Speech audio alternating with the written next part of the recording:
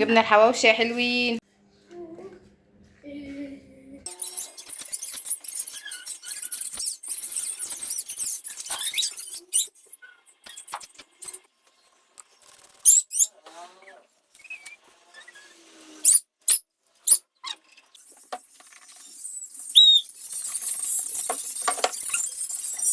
ازيكم عاملين ايه؟ يا رب تكونوا بخير يا جماعه. النهارده روتين يوم جديد وشكرا الحمد لله. طبعا قبل اي حاجه قبل اي حد الحمد لله وصلنا 99 مشترك، وشكرا لكل الناس اللي اشتركت في قناتي ونورتوني.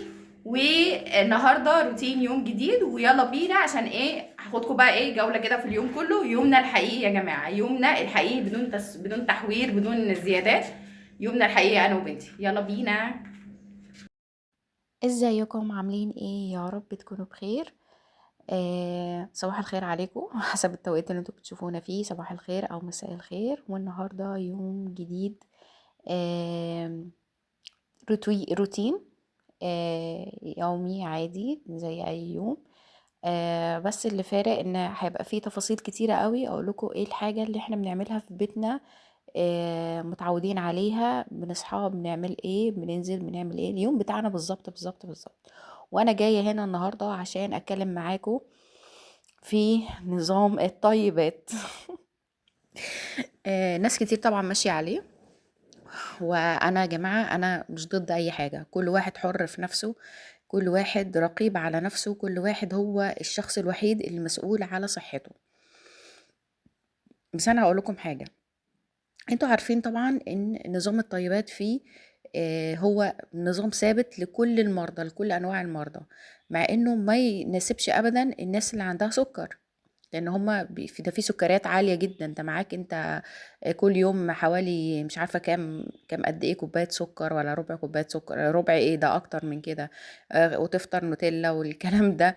فانا مش بقلل من حد، بس انا بقول ان كل نظام ليه ناسه، ما ينفعش نظام واحد وثابت كل الناس تمشي عليه. دي وجهة نظري، ما ينفعش خالص.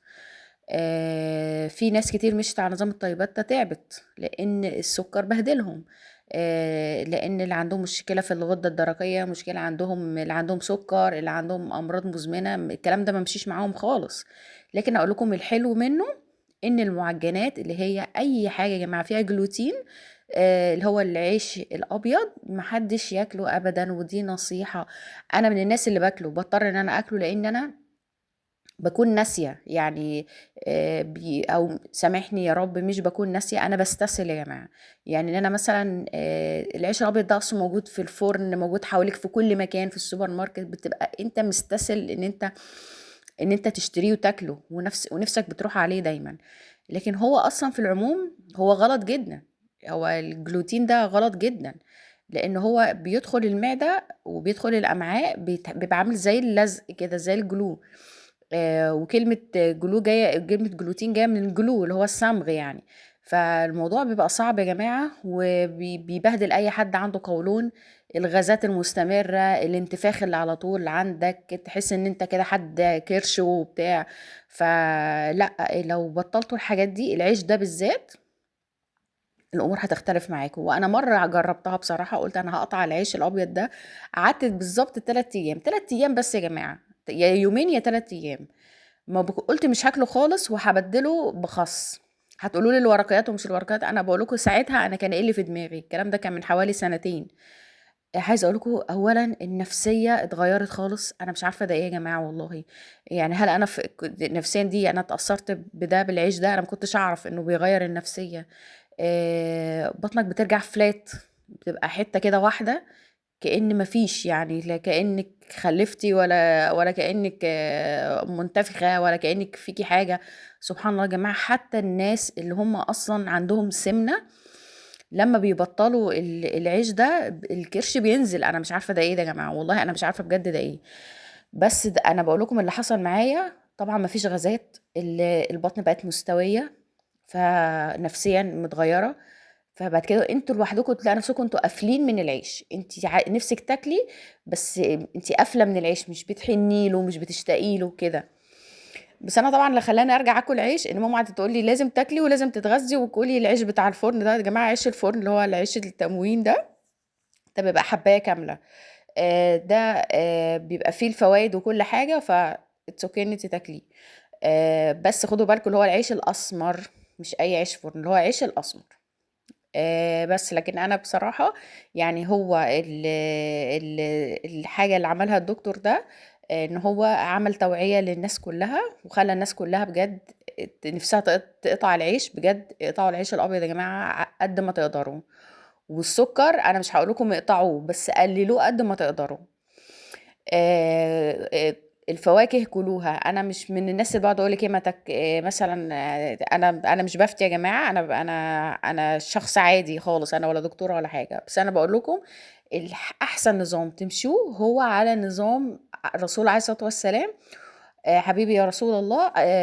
وهو أصلًا لا ينطق عن الهوى، يعني الرسول عليه الصلاة والسلام هو مش هو إنسان طبعًا وكل حاجة، بس هو ما بيقولش كلام في الهوا، هو الكلام اللي بيقوله ده كلام ربنا. كلام ربنا. إن هو إيه بقى النظام بتاعنا؟ كلوا واشربوا ولا تسرفوا. كلي واشربي، كلي زي ما انت عايزة واشربي زي ما انت عايزة، بس ما تسرفيش في الأكل. بالراحة، ما تسرفيش في الأكل. دي نقطة مهمة جدا. وبعد كده نحن قوم لا نأكل حتى نجوع وإذا أكلنا لا نشبع. قوم من الأكل. تقعد تاكل. كلي بس قومي من الأكل وانتي ايه نص بطن. سايبة شوية كده للإيه للمية شوية للبتاع، مش لازم تقومي وانتي شبعانة 100%. ما تعمليش ده. ليه احنا بنعمل كده؟ ليه احنا بنعبي معدتنا للآخر؟ ليه ما بنقومش غير لو احنا شبعانين على الآخر خلاص، اللي هو بحيث انت حد دلوقتي ادالك بق مية تقول لا لا لا انا مش قادرة اشرب. فليه يا جماعة بنعمل كده؟ فإيه نمشي على النهج النبوي عليه حبيبي يا رسول الله عليه الصلاة والسلام. اللي هما الاتنين دول اعملوهم، ومش مش يعني عمركم ما هتندموا. تمام. هنقعد بقى اصل الفراخ ومش اصل الفراخ. جماعه يعني ايه هنعيش من غير فراخ؟ انا اسفه انا اسفه ان الفراخ هاتوها شوفوا الناس اللي بتربي بيتي، بحيث لا بتحقن ولا بتنيل ولا الكلام ده كله. ومفيش مشكله لو هي الفراخ اللي هتشتروها دي حجمها صغير، هاتوا اللي حجمه صغير، مش لازم اللي حجمها كبير عشان نبقى حتى خايفين ان هي تكون مثلا محقونه او مش محقونه. خلاص هاتوا اللي حجمها صغير، اللي هي الفروجة دي، أو حتى تكون فرخة بلدي مثلا. هاتوا الحاجات التربية البيتي، شجعوا على التربية البيتي. اللي أي حد عنده فراخ بيتي بيربيها في السطوح في مزرعة في أي حاجة نشتري منه، مفيش مشكلة من أي نوع. وطبعا نبعد عن الفراخ البيضة. محدش يقول يا جماعة البيض أصل البيض ده بيعمل مفيش حد بياكل بيض إلا عنده جيوب أنفية. أنا باكل بيض 7000 سنة باكل بيض والحمد لله يا رب ما عنديش جيوب أنفية. في إيه يا جماعة؟ أنا الحمد لله باكل بيض. واللهم بارك اللهم بارك اللهم بارك. آخر مرة جالي فيها برد من 2 3. بسم الله ما شاء الله اللهم بارك. فإيه علاقة البيض بالبرد والجيوب الأنفية؟ بلاش نألف بلاش نألف. تمام. كلوا واشربوا، ربنا اداكوا خير الارض دي فيها خير كتير، فيها كلي ده وكلي ده واستفيدي من ده واشربي ده وده، بس ما تسرفيش. اسرفتي كتير قوي هيجيلك ضرر، دي حاجه معروفه. وخدوا بالكم مش مثلا نقولي مثلا احنا الجرجير مش هناكل الجرجير عشان الجرجير كذا وكذا وكذا. لو اسرفتي في الجرجير هو اللي هيضرك، لكن لو اكلتي قليل من الجرجير مش هيحصل لك اي حاجه. لو اسرفتي في الكرنب هيضرك، لو اكلتي قليل من الكرنب مش هيحصل لك اي حاجه. فيا جماعه عقلها وتوكل. وهنا واخده البت لولو وصلنا، ورايحه بقى ايه اوديها الحضانه بتاعتها اللي هو سوري المركز بتاعها. ويومنا جديد ويومنا جميل، واسيبكم بقى ايه مع الفيديو. نايم. ايوه نايمه. بتقول ايوه نايمه. يلا بينا مع بعضينا كل جديد في جديد. يلا صباح الخير جماعة، الساعة 8 الصبح. واو شكرا. انا بحب الاجواء دي قوي، صح يا لولو؟ ايوه شكرا. ايوه شكرا. صباح الخير.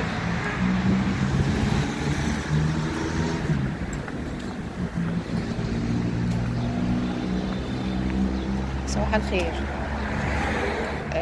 النهارده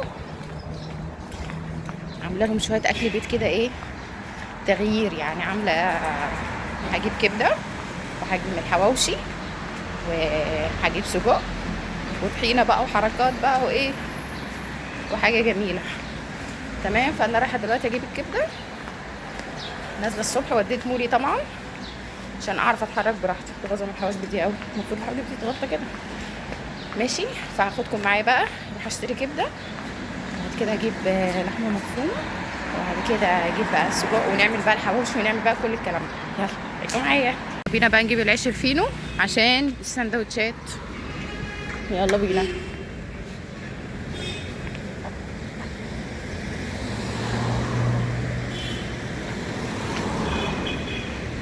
ملقتش عيش فينو بقى، اروح اشتري بقى من حته تانية، ممكن من مول.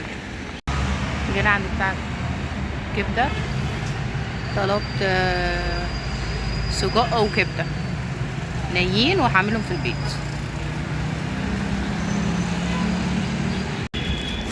جبت يا ولاد، ايه الحلاوه دي، ايه الطعامه دي. جبت يا ولاد، جبت. فاضل اللحمه المفرومه، فاضل اللحمه المفرومه. هنا كمان عيش اهو، شويه حاجات من الفرن، ويلا بينا.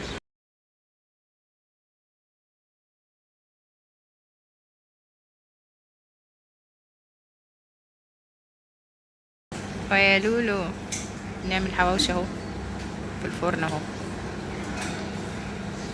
مستنيينه بقى لما يطلع. تعالي هنا، يلا تعالي اعملي باي. يلا يا لولو اعملي باي.